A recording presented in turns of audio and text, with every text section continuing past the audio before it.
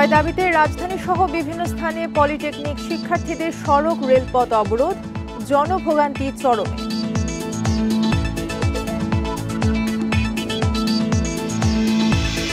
আনন্দ শোভাযাত্রার মোটিভ শিল্পী মানবেন্দ্রের বাড়িতে দুর্বৃত্তদের আগুন, জড়িতরা গ্রেপ্তার হবে সংস্কৃতি উপদেষ্টা।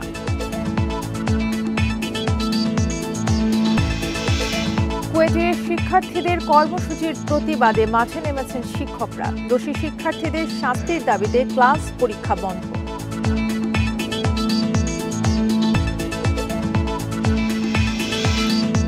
বেঁধে দেওয়ার সময় শেষ হওয়ায় ভারত থেকে শুল্কমুক্ত চাল আনা বন্ধ, থাকছে বাড়তি শুল্ক দিয়ে আমদানির সুযোগ।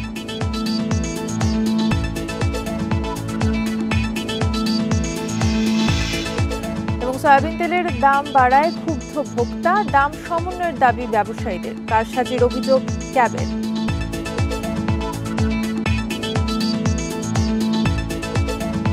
বান্ডেল থাকলে প্রতি সেনমানিতে টাকা বাঁচবে। বিকাশ সেনমানি বান্ডেল কিনে জিতুন প্রতি লেনদেনে। স্বাগত সমগ্র বাংলাদেশের সঙ্গে আছি তাসনিমা জান্নাত অর্থী। শিরোনাম শুনছিলেন, এবারে পুরো খবর। 6 দফা দাবিতে রাজধানীর 7 রাস্তা মোড়ে সড়ক অবরোধ করে পলিটেকনিকের শিক্ষার্থীরা সকাল থেকে 10টা থেকে অবরোধ করে আশেপাশের এলাকায় তৈরি হয় তীব্র যানজট। এর প্রভাব ছড়িয়ে পড়ে রাজধানীর অনেক এলাকায়। তেজগাঁয়ের 7 রাস্তা মোড়ে অবস্থান নেয় পলিটেকনিক্যাল ইনস্টিটিউটের শিক্ষার্থীরা। দাবি আদায়ে বিভিন্ন স্লোগান দিতে থাকে। ল্যাব সহকারীকে জুনিয়র ইনস্ট্রাক্টরের পদোন্নতি বাতিল, ডিপ্লোমা ইঞ্জিনিয়ারদের 10ম গ্রেডে নিয়োগ ও কারিগরি সেক্টরে টেকনিক্যাল জনবল নিয়োগের দাবিসহ 6 দফা দাবি শিক্ষার্থীদের। আজকে যে সকল সন্ত্রাসীরা ছাত্রলীগের ন্যায় আমাদের উপর হামলা করেছে ক্যাম্পাসে, তাদের স্থায়ী বহিষ্কার না করা হলে একটা শিক্ষার্থী এখান থেকে যাবে না। যে ছাত্র জনতা সবাইকে তারা আঘাত করছে, এর জন্য আমি এটা সুষ্ঠু বিচার চাই এবং প্রশাসন যদি এর বিচার না করতে পারে তার ছাত্র এর থেকে বড় কর্মসূচি দিবে। কারিগরি একটি বিভাগের অন্তর্ভুক্ত না করে কারিগরি উচ্চ শিক্ষা মন্ত্রণালয় প্রতিষ্ঠা করা হোক, যেখানে কারিগরি শিক্ষায় শিক্ষিত জনবলরা থাকবে, কারিগরি শিক্ষার গুরুত্ব বুঝবে। দীর্ঘ সময় আন্দোলন চলায় তীব্র যানজট দেখা দেয় তেজগাঁ সহ আশেপাশের এলাকায়। এ সময় ক্ষোভ ঝাড়েন এই পথের যাত্রীরা। পথচারীদের সঙ্গে বাকবিতণ্ডায় জড়ায় শিক্ষার্থীরা। বাধ্য হয়ে দূরের পথেও হাঁটতে হয়েছে মানুষকে। তারা বলেন, দাবি যৌক্তিক হলেও সড়কে আন্দোলন না করে খোলা মাঠে করা উচিত। কোনো রেজিস্টার বন্ধ যাইতে দেন না, আমরা যাবো কেমন? বড় গাড়ি এবার 2 ঘন্টা 2.5 ঘন্টা হয়ে গেছে, মানে বসে আছি আমরা, যাওয়ার কোনো প্রসেস নাই। 10টার সময় গাড়ি আটকাইছে, এখন কি দাবি বলে দাবি না মানলে গাড়ি ছাড়বো না। এর আগে একাধিকবার আন্দোলন করলেও সমাধান না আসায় আবারও এমন কর্মসূচি। দাবি আদায় না হওয়া পর্যন্ত রাজপথে থাকার হুঁশিয়ারি দেয় শিক্ষার্থীরা। বন ইবনে কামাল, ইন্ডিপেন্ডেন্ট নিউজ, ঢাকা। 6 দফা দাবিতে বিভিন্ন জেলায় সড়ক, মহাসড়ক ও রেলপথ অবরোধ করে বিক্ষোভ করেছে পলিটেকনিক ইনস্টিটিউটের শিক্ষার্থীরা। দাবি বাস্তবায়ন না হওয়া পর্যন্ত আন্দোলন চালিয়ে যাওয়ার ঘোষণা তাদের। অবরোধের কারণে দিনভর চরম ভোগান্তি পোহান যাত্রীরা। বিভিন্ন স্টেশনে আটকা পড়ে বেশ কিছু ট্রেন। বুধবার দুপুরে মিছিল নিয়ে চট্টগ্রামের 2 নম্বর গেটে অবস্থান নেন পলিটেকনিক শিক্ষার্থীরা। ক্রাফট ইন্সট্রাক্টরদের 30% কোটা বাতিল সহ 6 দফা দাবিতে স্লোগান দেন তারা। এর আগে আমরা যখন আন্দোলন করেছিলাম আমাদেরকে ডিসি অফিসে নিয়ে গিয়েছিল। ডিসি অফিস নিয়ে গিয়ে আমাদেরকে মিথ্যা আশ্বাস দিয়েছে, ওরা কোনো পদক্ষেপ গ্রহণ করেনি। 6 দফা দাবিতে দ্বিতীয় দিন রাজশাহীর ভদ্রার মোড় ও রেলপথ অবরোধ করে শিক্ষার্থীরা। এতে বন্ধ হয়ে যায় যান চলাচল, আটকা পড়ে ট্রেন। শিক্ষার্থীরা জানান, দাবি আদায় না হওয়া পর্যন্ত আন্দোলন চলবে। ওরা পদোন্নতি পেয়ে 10ম গ্রেডে জব পেয়ে যাচ্ছে, যেটা আমাদের জন্য বরাদ্দ ছিল। আমরা এদের এই পদোন্নতিটা মেনে নিচ্ছি না। একই দাবিতে বরিশালের নথুল্লাবাদ বাস স্ট্যান্ড ও সিলেটের চণ্ডীপুলে সড়ক অবরোধ করে শিক্ষার্থীরা। এ সময় 2021 সালে ক্রাফট ইন্সট্রাক্টরদের নিয়োগ সম্পূর্ণ বাতিলের দাবি জানান তারা। আমাদের আশ্বস্ত করা হয়েছিল যে আমাদের দাবিগুলো মেনে নেবে, কিন্তু আমাদের এখন পর্যন্ত কোনো দাবি মেনে নেয়নি। তার জন্য আমরা আবারও পরীক্ষা বর্জন করছি। আমরা এই 4 বছর পড়াশোনা করার পর যেই পদে ঢুকবো, তারা জেনারেলে পড়ে কম পড়ে ওই পদে ঢোকার জন্য তারা আবেদন করছে হাইকোর্টে। এটার সম্পূর্ণ বিপক্ষে আমরা। কুমিল্লার কোটবাড়িতে পলিটেকনিক শিক্ষার্থীদের 3 ঘন্টার অবরোধ ছত্রভঙ্গ করে দেয় আইনশৃঙ্খলা বাহিনী। এতে ঢাকা চট্টগ্রাম মহাসড়কে যান চলাচল শুরু হয়। ফেনী রেলগেট অবরোধ করায় 2 ঘণ্টা বন্ধ থাকে ঢাকা চট্টগ্রাম রেলপথ এবং ফেনী বিলোনিয়া ও ছাগলনাইয়া সড়ক। দিনাজপুরে সড়ক ও রেলপথ অবরোধ করে শিক্ষার্থীরা। পলিটেকনিকের স্টুডেন্টরা তারা 6 দফা দাবি দিয়েছেন, আমরা তাদের বক্তব্য শুনেছি এবং এটি আমরা সরকারের উপযুক্ত যে কর্তৃপক্ষ আছে তাদের কাছে আমরা এটা পাঠিয়ে দিব। একই দাবিতে সাভার, লক্ষ্মীপুর, নরসিংদী, গোপালগঞ্জেও সড়ক অবরোধ করে পলিটেকনিক শিক্ষার্থীরা। Tanjil Hasnat, independent news. এ বিষয়ে আরও জানাতে আমাদের সাথে দিনাজপুর থেকে যুক্ত আছেন সহকর্মী এস.এম. আলমগীর। আলমগীর, পুরো দেশের বিভিন্ন প্রান্তে আসলে সড়ক অবরোধ করে আসলে বিক্ষোভ করছেন পলিটেকনিকের শিক্ষার্থীরা। দিনাজপুরে কি প্রভাব পড়েছে?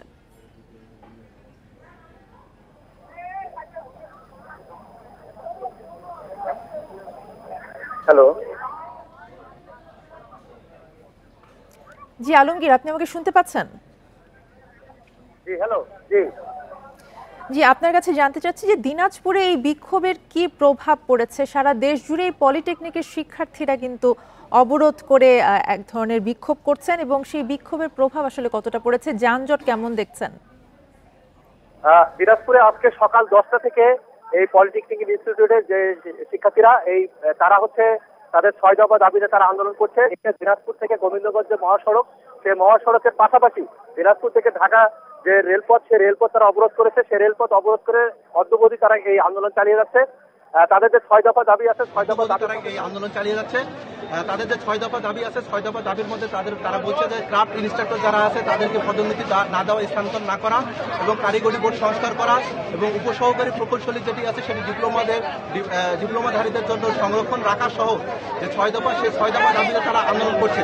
তারা বলছে গত 25শে মার্চ তারা একই আন্দোলন নিয়ে একই 6 দফা নিয়ে তারা এখানে আন্দোলন করেছিল। তখনও তারা রেলপথ এবং সড়ক অবরোধ করেছিল। কর্তৃপক্ষ তাদেরকে আশ্বাস দিয়েছিল পরবর্তীতে তাদের এই দাবি দাওয়া মেনে নেওয়া হবে, কিন্তু তাদের এই দাবি দাওয়া মেনে না হওয়ার কারণে আজকে তারা আবার আন্দোলনে নামছে। এখন তারা বলছে যে এই আন্দোলন তাদের যদি দাবি মেনে না হয়, তারা সারা দেশের মতো যে কর্মসূচি তাদের একযোগে চলছে, সেই একযোগে কর্মসূচি যেভাবে চলতেছে তারাও সেভাবে কর্মসূচি চালিয়ে যাবে। তারা বলছে তাদের এই দাবিগুলো যৌক্তিক, কারণ এই দাবিগুলো তারা শুধু আজকে না, তারা দীর্ঘদিন ধরে তারা এই দাবিগুলো জানিয়ে আসছে। তারা বলছে যে এই কারণে তাদের দাবিগুলো না মানার কারণে এই কারিগরি যারা শিক্ষার্থী, পলিটেকনিকের যারা শিক্ষার্থী, তারা একটা বৈষম্যের শিকার। তারা বলছে যে বৈষম্য, তারা 5ই আগস্টের পরে যে বৈষম্যহীন যে বাংলাদেশ যে বিনির্মাণ হয়েছে, সেই বিনির্মাণের সঙ্গে তাদের এই দাবি দাওয়া না মানাগুলো আসলে সামঞ্জস্য নয়। তারা অচিরে এই দাবি দাওয়াগুলো মানার তারা আহ্বান জানিয়েছেন। তারা যদি এই দাবি দাওয়াগুলো যদি মানা না হয়, তাদের এই আন্দোলন চালিয়ে যাবে বলে তারা জানিয়েছেন। এই ছিল দিনাজপুরের সর্বশেষ অবস্থা। দিনাজপুর থেকে জানাচ্ছিলেন এস.এম. আলমগীর। পহেলা বৈশাখের আনন্দ শোভাযাত্রায় মোটিফ নির্মাণ দলের শিল্পী মানবেন্দ্র ঘোষের মানিকগঞ্জের বাড়িতে আগুন দিয়েছে দুর্বৃত্তরা। মঙ্গলবার রাতের আগুনে পুড়ে গেছে তার ঘর, আসবাবপত্র এবং একটি মোটরসাইকেল। এদিকে হামলার ঘটনায় জড়িতদের গ্রেফতারে পুলিশ কাজ করছে বলে জানিয়েছেন সংস্কৃতি উপদেষ্টা। বিতাড়িত আওয়ামী লীগের নেতারা মানবেন্দ্র ঘোষের ওপর হামলায় উস্কানি দিচ্ছিল জানান তিনি। মঙ্গলবার রাতে মানিকগঞ্জের চিত্রশিল্পী মানবেন্দ্র ঘোষের বাড়িতে আগুন দেয় দুর্বৃত্তরা। আগুনে পুড়ে যায় একটি টিনশেড পাকা ঘর, আসবাবপত্র, অন্যান্য মালামাল এবং একটি মোটরসাইকেল। তবে কেউ হতাহত হয়নি। ভুক্তভোগীদের ধারণা, পহেলা বৈশাখে চারুকলার আনন্দ শোভাযাত্রায় স্বৈরাচারের মোটিভ বানানোর দায়ে ঘরে আগুন দেওয়া হয়। এদিকে মানবেন্দ্র ঘোষের দাবি তিনি শুধু বাঘের মোটিভ তৈরি করেছেন, পতিত স্বৈরাচার বা অন্য কোনো মোটিভ নয়। এ বিষয়ে নিরাপত্তাহীনতার শঙ্কায় সরকারের পদক্ষেপ চান তিনি। আমি এই শোভাযাত্রার জন্য 2004 সাল থেকে এক ধরনের সোশ্যাল ওয়ার্ক হিসেবে কাজ করে যাচ্ছি। তো সেই ধারাবাহিকতায় আমি এবছর একটা বাঘের মোটিভ তৈরি করেছি। হামলায় ঘটনায় জড়িত সবাইকে গ্রেপ্তারে পুলিশ কাজ করছে বলে জানিয়েছেন সংস্কৃতি উপদেষ্টা। কিছুদিন ধরে বিতাড়িত আওয়ামী লীগ মানবেন্দ্র ঘোষের উপর আক্রমণে উস্কানি দিচ্ছিল জানান তিনি। এদিকে ঘটনাস্থল পরিদর্শন করেছেন জেলা পুলিশের ঊর্ধ্বতন কর্মকর্তারা। অগ্নিসংযোগে জড়িতদের বিরুদ্ধে দ্রুত ব্যবস্থা নেওয়ার কথা জানানো হয়। আমাদের চৌকস যতগুলো টিম সদস্য সবাইকে নিয়ে আমরা টিম গঠন করে টিম ওয়াইজ কাজ করছি। আমরা শনাক্ত করব খুব দ্রুত আশা করি, এবং শনাক্ত করে তাদেরকে আমরা গ্রেফতার করবো এবং আইনের আওতায় নিয়ে আসবো। তদন্ত সাপেক্ষে বের হয়ে আসবে কারা এর জন্য দায়ী এবং এই অগ্নিকাণ্ডের জন্য কী প্রক্রিয়া অবলম্বন করা হয়েছিল। এইগুলো বের হয়ে আসলে আমাদের পরবর্তী প্রক্রিয়া গ্রহণ করা সহজ হবে। সম্প্রতি মানবেন্দ্র ঘোষের ফোন নম্বর নাম ঠিকানা প্রকাশ করে তার উপর হামলার উস্কানি দেন আওয়ামী লীগ সমর্থক হিসেবে পরিচিত নিঝুম মজুমদার। Independent news. খুলনা প্রকৌশল ও প্রযুক্তি বিশ্ববিদ্যালয়ের উপাচার্যের পদত্যাগের এক দফা দাবিতে বিক্ষোভ মিছিল করছে আন্দোলনরত শিক্ষার্থীরা। বুধবার বেলা 12টার দিকে ক্যাম্পাসে বিক্ষোভ মিছিল বের করেন তারা। মিছিলটি বিশ্ববিদ্যালয়ের দুর্বার বাংলা ভাস্কর্যের সামনে থেকে শুরু হয়ে আবাসিক হল সহ ক্যাম্পাসের বিভিন্ন সড়ক প্রদক্ষিণ করে। এ সময় আন্দোলনকারীরা কুয়েটের প্রশাসনিক ভবন সহ বিভিন্ন ভবনের দেয়ালে উপাচার্যের পদত্যাগ দাবি সম্বলিত পোস্টার লাগান। এদিকে আন্দোলনরত শিক্ষার্থীদের দাবি প্রত্যাখ্যান করে এবং দোষী শিক্ষার্থীদের শাস্তির দাবিতে মানববন্ধন করেছেন শিক্ষক কর্মকর্তা কর্মচারীরা। কর্মসূচি থেকে তারা ঘোষণা দেন প্রকৃত দোষীদের শাস্তি না হওয়া পর্যন্ত ক্লাসে ফিরবেন না তারা।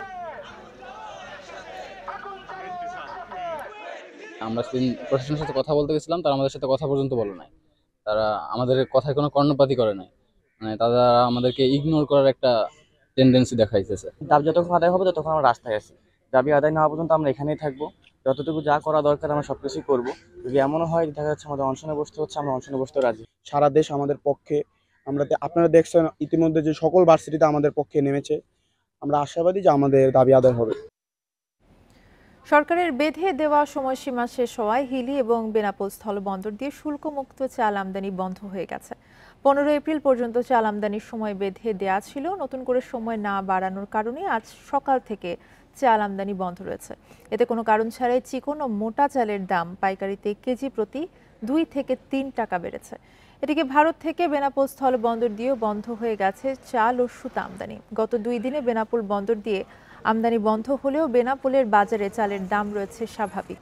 এদিকে এনবিআর থেকে 15 এপ্রিলের পর সুতা আমদানিতে নিষেধাজ্ঞা দেয়ায় আজ সুতার চালান আসেনি।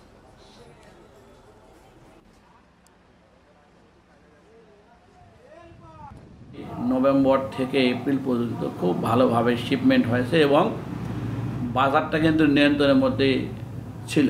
চালের বাজারটা 2 দিন থেকে বেশি। সম্পা চাল আমরা কিনতেছিলাম এর আগে 64-65 টাকা করে কেজি, সেই সম্পাকারে 68-69 টাকা করে দাম বর্তমান। বোতলজাত ও খোলা সয়াবিন তেলের দাম লিটারে 14 টাকা বাড়ায় ক্ষুব্ধ ভোক্তারা। তারা বলছেন এতে তাদের জীবনযাত্রার ব্যয় বাড়বে। ব্যবসায়ীদের দাবি আন্তর্জাতিক বাজারের সাথে সমন্বয় করতে দাম বাড়িয়েছে সরকার। তবে ক্যাবের অভিযোগ কারসাজি করে দাম বাড়িয়েছেন ব্যবসায়ীরা।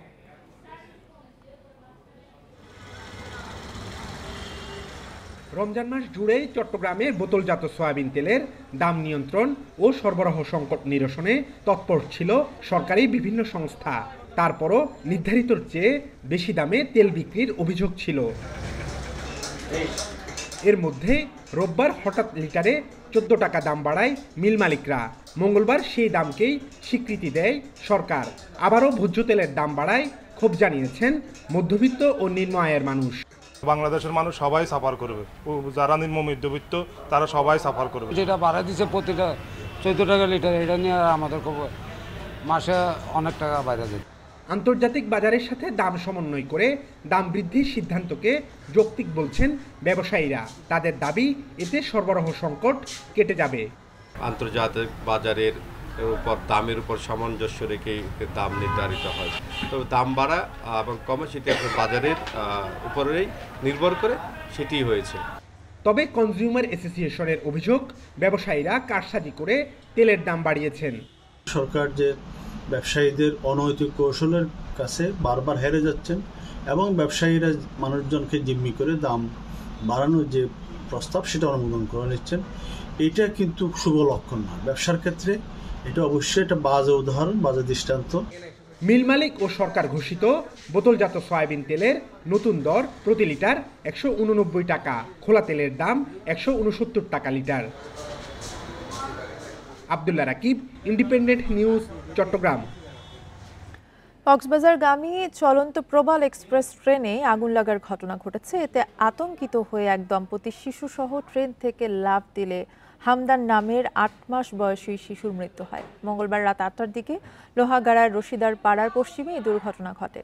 পুলিশ ও প্রত্যক্ষদর্শীরা জানে ঈদের ছুটির শেষে সাতকানিয়া রেলওয়ে স্টেশন থেকে স্ত্রী সন্তান সহ প্রবাল এক্সপ্রেস ট্রেন করে কক্সবাজারের উদ্দেশ্যে যাত্রা শুরু করেন আব্দুর রাজ্জাক। ট্রেনটি লোহাগাড়ার রশিদার পাড়া এলাকায় পৌঁছালে বৈদ্যুতিক শর্ট সার্কিটের কারণে বগিতে আগুন লাগে। আগুন লাগার সঙ্গে সঙ্গে বগিটি ধোঁয়ায় আচ্ছন্ন হয়ে যায়, ফলে যাত্রীদের মধ্যে আতঙ্ক ছড়িয়ে পড়ে। এ সময় আতঙ্কিত হয়ে চলন্ত ট্রেন থেকে শিশুসহ লাফ দেন রাজ্জাক লিজা দম্পতি। পরে স্থানীয়রা তাদের উদ্ধার করে লোহাগাড়া উপজেলা স্বাস্থ্য কমপ্লেক্সে নিয়ে গেলে চিকিৎসক শিশুটিকে মৃত ঘোষণা করেন। শিশুটির মা বাবাকে উন্নত চিকিৎসার জন্য চট্টগ্রাম মেডিকেলে ভর্তি করা হয়েছে। 15 থেকে 20 মিনিটের মধ্যেই আগুন নিয়ন্ত্রণে আনা হয়। প্রশাসনের আশ্বাসে সুনামগঞ্জ মেডিকেল কলেজের আন্দোলনকারী শিক্ষার্থীরা সড়ক অবরোধ স্থগিত করেছে, তবে ক্লাস বর্জন কর্মসূচি চলবে বলে জানিয়েছেন তারা।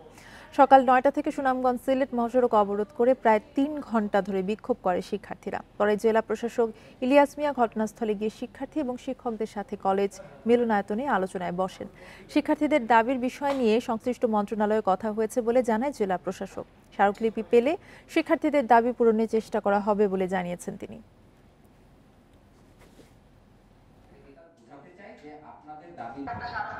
আমাদের যে অনির্দিষ্টকালের জন্য ক্লাস বর্জন কর্মসূচি এটা হচ্ছে অব্যাহত থাকবে।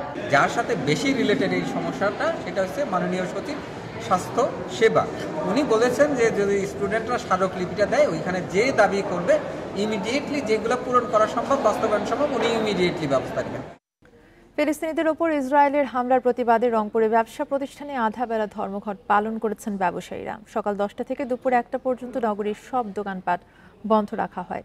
ব্যবসায়ীরা জানান, ফিলিস্তিনে গণহত্যার প্রতিবাদে নগরীর সুপারমার্কেট সহ সব ব্যবসা প্রতিষ্ঠান বন্ধ রাখা হয়েছে। এছাড়া বিক্ষোভ সমাবেশ, ইসরায়েলের প্রেসিডেন্ট নেতানিয়াহুর কুশপুত্তলিকা দাহ এবং ফিলিস্তিনের শহীদদের জন্য দোয়া কর্মসূচি পালন করা হয়। এতে নগরীর 156টি ব্যবসায়ী সংগঠন অংশ নেয়। এর আগে ইসরায়েলের সব পণ্য বয়কটের ঘোষণা দেওয়া হয়।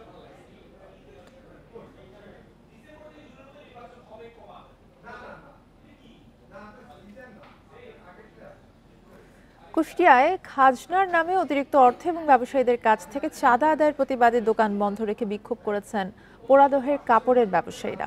বেলা 11:30টায় পোড়াদহ রেল জংশন সড়কে জড়ো হয়ে বিক্ষোভ করেন তারা। বলেন, পোড়াদহ বাজারের একটি অংশ হচ্ছে দেশের অন্যতম বৃহত্তম কাপড়ের হাট। এই হাটের ইজারা নিয়ে ইজারাদারের লোকজন অতিরিক্ত অর্থ আদায় করছে। এছাড়া কাপড়ের হাটের বাইরের বাজারেও খাজনার নামে চাঁদা আদায় করা হচ্ছে। চাঁদা আদায় বন্ধ না হলে রেল জংশন অবরোধ সহ আরও বৃহত্তর কর্মসূচির ঘোষণা দিয়েছেন ব্যবসায়ীরা। পরে প্রশাসনের আশ্বাসে আন্দোলন প্রত্যাহার করেন তারা।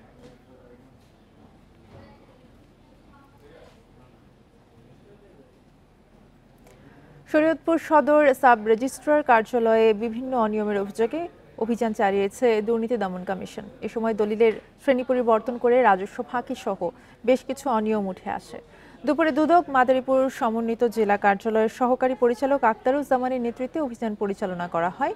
তিনি জানান, শরীয়তপুর সদর সাব রেজিস্ট্রার কার্যালয়ে দলিলের শ্রেণী পরিবর্তন করে রাজস্ব ফাঁকি, দাতা গ্রহীতার নাম পরিবর্তন এবং নকল উত্তোলনে অতিরিক্ত ফি আদায় করে থাকেন এমন অভিযোগ ওঠেন। এ সময় 2021 সালের একটি দলিলে 38,83,505 টাকা রাজস্ব ফাঁকি দেওয়ার বিষয়টি জানা যায়।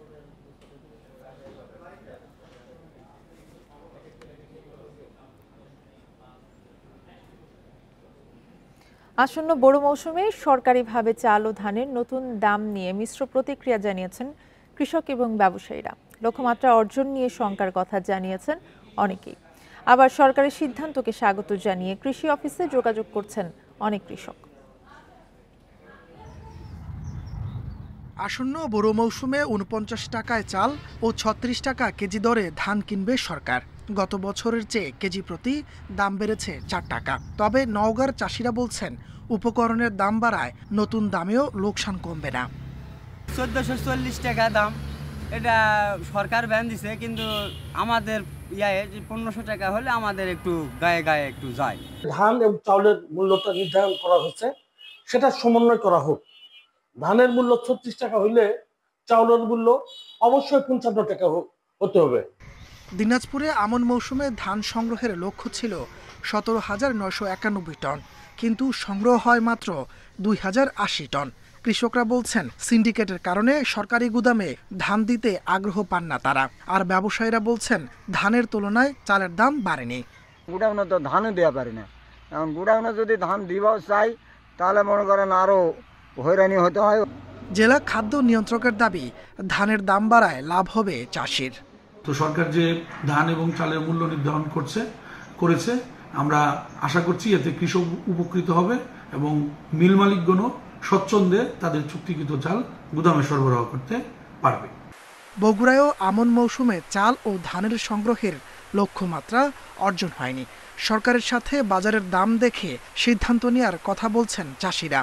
এক সময় দেখা যায় যে ধান ভিজা আবার নিতে চায় না, আবার সেটা যদি ব্যাক করে লেসে আমাকে গাড়ি ভাড়া খরচা বেশি পড়ে যায়। কুষ্টিয়ার মিল মালিক ও চাষিরা সরকারের সিদ্ধান্তকে স্বাগত জানিয়েছেন, তবে খুচরা বাজারে চালের দাম বাড়ার শঙ্কায় মিল মালিকরা। সরকার হলো ধানের দাম বৃদ্ধি করেছে, এটা আসলে কৃষকদের জন্য ভালো। আগে ছিল 33 টাকা, এখন 36 টাকা। ব্রাহ্মণবাড়িয়াতেও ধানের দামে খুশি কৃষক। এরই মধ্যে কৃষি অফিসে অনেকে খোঁজ খবর নিচ্ছেন। তাপস সরকার, ইন্ডিপেন্ডেন্ট নিউজ। আগামী এক সপ্তাহ টানা বৃষ্টির শঙ্কায় সুনামগঞ্জের হাওড়াঞ্চলে পাকা ধান দ্রুত কেটে নেওয়ার আহ্বান জানিয়েছে জেলা প্রশাসক ডক্টর মোহাম্মদ ইলিয়াস মিয়া। মঙ্গলবার বিকেলে সাংবাদিকদের সাথে জরুরি সভায় এই আহ্বান জানান তিনি। জেলা প্রশাসক জানান, 18 এপ্রিল থেকে এক সপ্তাহের বৃষ্টিপাতের ফলে নদ নদীর পানি বৃদ্ধি পেতে পারে। এ সময় পাকা ধান কাটতে একটু সমস্যা হতে পারে, তাই যে জমির ধান 80% থেকে গেছে তা কেটে নেওয়ার জন্য কৃষকদের অনুরোধ করেন।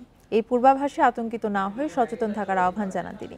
ধান ঘরে তোলার আগ পর্যন্ত জেলা উপজেলা প্রশাসনের সকল কর্মকর্তাদের ছুটি বাতিল করা হয়েছে বলেও জানান তিনি। জেলায় 2,23,500 হেক্টর জমির মধ্যে মঙ্গলবার পর্যন্ত 15,000 হেক্টর জমির ধান কাটা হয়েছে।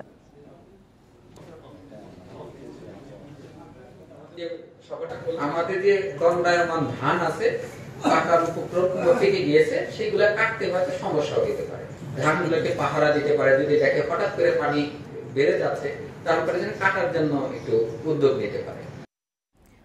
বাগদা চিংড়িতে মোড়ক লাগায় বিপাকে পড়েছেন সাতক্ষীরার চাষিরা। বছরের শুরুতেই 1/3 ঘেরে মোড়ক লাগায় লক্ষ্যমাত্রা অর্জিত না হওয়ার শঙ্কা তাদের। তবে ভাইরাসে আক্রান্ত হয়ে মাছ মারা যাওয়ার অভিযোগ উঠলেও মৎস্য বিভাগের দাবি, ঘেরে পানি কমে যাওয়ায় গরমে মরে যাচ্ছে চিংড়ি। সাতক্ষীরার 7 উপজেলার বিভিন্ন ঘেরে বাগদা পোনা ছাড়েন চাষিরা। গত বছরের মতো এবারও পোনা ছাড়ার কিছুদিন পর হতেই মারা যাচ্ছে চিংড়ি। 2 সপ্তাহ ধরে চলছে এ অবস্থা। চাষিদের অভিযোগ, মানসম্মত পোনা না পাওয়া এবং অতিরিক্ত গরমে দেখা দিয়েছে মাছের মোড়ক। প্রতিরোধে মৎস্য বিভাগ থেকে কোনো সহযোগিতা না পাওয়ার অভিযোগ চাষিদের। কিছু পোনা সরবরাহ করে মারা যায়, কিছু প্রযুক্তি ব্যবহার করতে আমাদের যে মৎস্য কর্মকর্তাগুলো আছে, যেগুলো আমাদের প্রযুক্তি ব্যবহার করার নিয়ম শিখাই দিলে এগুলো ভালো হতো, কিন্তু তারা তো মাঠ পর্যায়ে দেখা যায় না। প্রথম ধাপে পোনা ছাড়ার পর মাছ ধরার আগ মুহূর্তে মোড়ক লাগায় উজাড় হয়েছে বেশিরভাগ ঘের। অনেকের অভিযোগ, কক্সবাজার থেকে আসা পোনা ভাইরাস মুক্ত না হওয়ার কারণে মারা যাচ্ছে বাগদা চিংড়ি। এই যারা হ্যাচারি করেছে এনারা ঠিক মতন এদের প্রোডাকশন দিচ্ছে না, খাওয়া দাওয়া কম, যে আটিমাগুলো যায় এগুলো খারাপ। আমরা ভালো মানের গুণগত মানের ওই রেনু পেতাম, কিন্তু না পাওয়ার কারণে এই একটা হচ্ছে। আর আরেকটা দিক হচ্ছে অত্যাধিক গরম। নিম্নমানের পোনা ঘেরে না ছাড়ার পাশাপাশি ঘেরে 3 থেকে 5 ফুট পানি রাখার পরামর্শ দিয়েছেন মৎস্য কর্মকর্তারা। নিয়মিত মনিটরিং করতে এবং পোনা ব্যবসায়ী এবং হ্যাচারি মালিক তাদের সাথেও এই বিষয়ে কথাবার্তা হতে যে কোনোভাবেই, এবং তারাও এই বিষয়ে আমাদেরকে আশ্বস্ত করেছে যে তারা কোনো পোনা ছাড়তে বিক্রি করবে না। টেম্পারেচারও বাড়তেছে। এবার সাতক্ষীরায় 55,000 ঘেরে বাগদা চিংড়ি চাষ হয়েছে। উৎপাদন লক্ষ্যমাত্রা 30,000 মেট্রিক টন। তবে বেশিরভাগ ঘেরে মোড়ক লাগায় লোকসানের শঙ্কায় রয়েছেন চাষিরা। Independent news. খাগড়াছড়ির আলুটিলা এলাকায় কাল বৈশাখীতে ক্ষতিগ্রস্ত এলাকা পরিদর্শন করেছেন সেনাবাহিনীর খাগড়াছড়ি রিজিয়নের কমান্ডার ব্রিগেডিয়ার জেনারেল শরীফ মোহাম্মদ আমান হাসান। সকালে ক্ষতিগ্রস্ত এলাকার ঘর এবং সরকারি বিদ্যালয় পরিদর্শন শেষে সেনাবাহিনীর পক্ষ থেকে বিদ্যালয় মেরামতের জন্য ঢেউটির নগদ অর্থ প্রদান করা হয়। এছাড়া ক্ষতিগ্রস্ত 46 পরিবারকে আর্থিক সহায়তা দিয়ে তাদের পাশে থাকার আশ্বাস দেন রিজন কমান্ডার। মঙ্গলবার সকালে কালবৈশাখীর আঘাতে আলুটিলা পুনর্বাসন পাড়া, 14 কর পাড়া এবং হৃদয় মেম্বার পাড়ার 46টি পরিবারের ঘর ও একটি সরকারি প্রাথমিক বিদ্যালয় ক্ষতিগ্রস্ত হয়।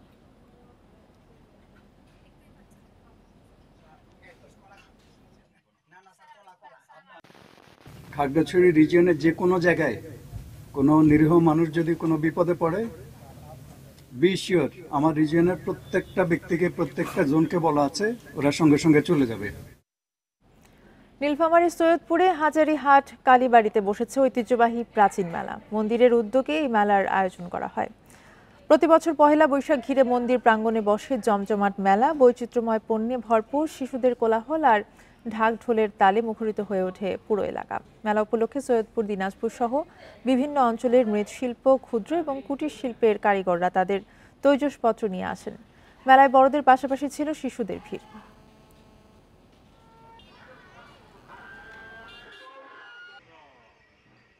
এখানে আছে যেমন কসমেটিকের দোকান, ফুচকার দোকান, আরো অনেক রকমের দোকান আছে, খেলনার দোকান। আমি এখন ওখানে যাব, যে এখন খাবো দাবো, ঘুরে বেড়াবো। আমি মেলায় প্রথমবার আসছি, আমি এখানে এসে একটি পুতুল কিনছি, আমার এখানে ভালো লাগছে। আমি এখানে আরো অনেক বর্ষবরণ উপলক্ষে হবিগঞ্জ শিল্পকলা একাডেমিতে 3 দিন ব্যাপী নাট্য উৎসব অনুষ্ঠিত হয়েছে। উৎসবে গতকাল রাতে মঞ্চায়ন করা হয়েছে থিয়েটার দল মুভমেন্টের নাটক যোদ্ধা। ব্রিটিশ শাসন আমলে ত্রিপুরা রাজ্যের যুদ্ধের কাহিনীর ওপর রচিত এই নাটক ডক্টর মুকিত চৌধুরীর রচনা এবং নির্দেশনায় এবং খোয়াই থিয়েটারের পরিবেশনায় বিপুল দর্শকের উপভোগ করেন এই নাটকটি। 17 জন শিল্পী নাটকটি সুনিপুণভাবে দর্শকদের মাঝে তুলে ধরেন।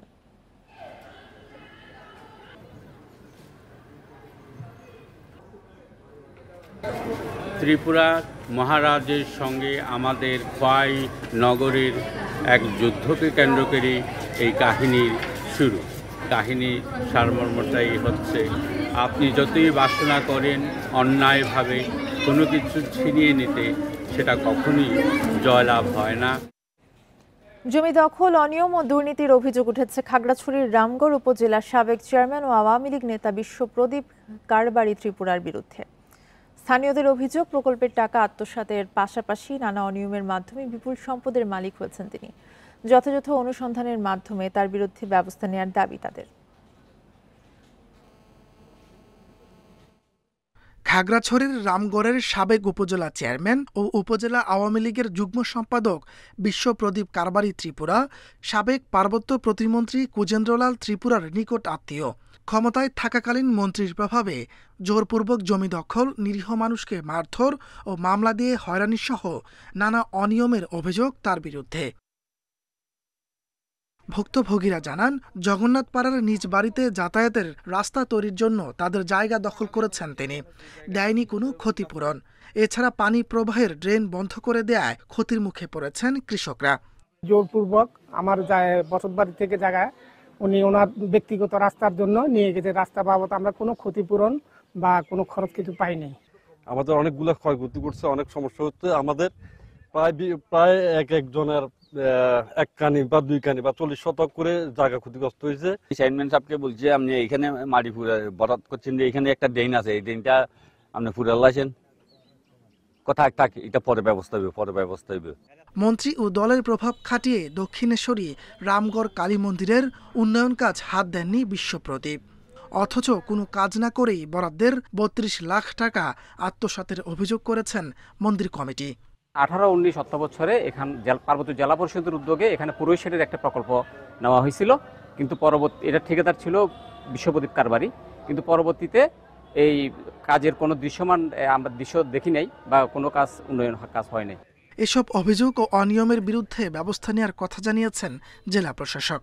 লিখিত কোনো অভিযোগ পাইনি, তবে অভিযোগ পেলে আমরা অবশ্যই ব্যবস্থা নেব। তারপরে যেহেতু আপনারা বলেছেন, আমরা বিষয়টি খতিয়ে দেখব এবং পাশাপাশি আমাদের যে অবস্থান যে অবৈধ কোনো দখল বা অবৈধভাবে কোনো স্থাপনা এটি আসলে থাকবে না, আমরা আইনগত পদক্ষেপ নিব। এটি গত 5 আগস্টের অভ্যুত্থানের পর রামগড় থানায় তার বিরুদ্ধে 5টি মামলা হয়েছে। এরপর থেকে পলাতক আছেন বিশ্বপ্রদীপ ত্রিপুরা। Independent news. নোয়াখালীর বেগমগঞ্জে রাস্তায় দাঁড়িয়ে থাকা ট্রাকের পেছনে বালু ভর্তি ট্রাকের ধাক্কায় 2 জন নিহত হয়েছেন। ভোরে উপজেলার নাজিরপুরে এই দুর্ঘটনা ঘটে। পুলিশ জানায়, বালু ভর্তি ট্রাকটি নোয়াখালীর চৌমোহনীর দিকে যাচ্ছিল। এ সময় নাজিরপুরে এলাকায় দাঁড়িয়ে থাকা অন্য একটি ট্রাকের পেছনে ধাক্কা দেয়। এতে বালু ভর্তি ট্রাকটি দুমড়ে মুচড়ে সড়কের পাশে পানিতে পড়ে যায়। এতে চালকের সহকারী সজীব ও চালকের বন্ধু সাকিব গুরুতর আহত হয়। ফায়ার সার্ভিস তাদের উদ্ধার করে উপজেলা স্বাস্থ্য কমপ্লেক্সে নিয়ে গেলে চিকিৎসক মৃত ঘোষণা করেন। এদিকে চাঁদপুরের মতলব উত্তর উপজেলায় মোটরসাইকেল নিয়ন্ত্রণ হারিয়ে গাছের সঙ্গে ধাক্কায় মেহেদি হাসান বাবু নামে এক আরোহী নিহত হয়েছে। এই ঘটনায় আহত হয়েছে আরও একজন। এছাড়া ঢাকার দোহারে মোটরসাইকেল নিয়ন্ত্রণ হারিয়ে নোয়েল মোল্লা নামে এক কিশোর নিহত হয়েছে।